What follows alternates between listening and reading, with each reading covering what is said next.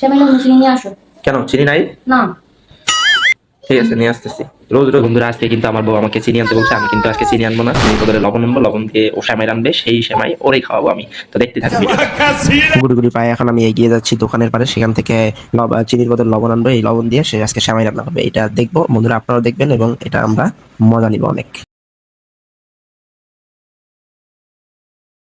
Already কিন্তু সে সেমাই চুলায় বসাই দিচ্ছে, আমি যে লবণ আনছি সেই লবণ দিয়ে আর কি সে চুলায় সেমাই বসাই দিচ্ছে। চেকও করে নাই, কত বড় মানে কি বলবো, কত বড় বোকা সে, একবার চেকও করে নাই যে আসলে এর কি।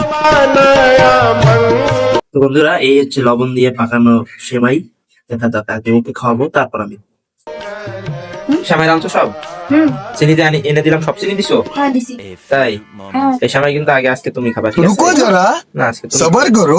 এই হচ্ছে সেমাই, ও কিন্তু জানে না যে এটা লবণ দিয়ে সেমাই রাঁধছে। ও অন্ধের মতো আর কি আমার বিশ্বাস করে, যার কারণে সে চিনির বদলে লবণ দিয়ে সেমাই রাঁধছে।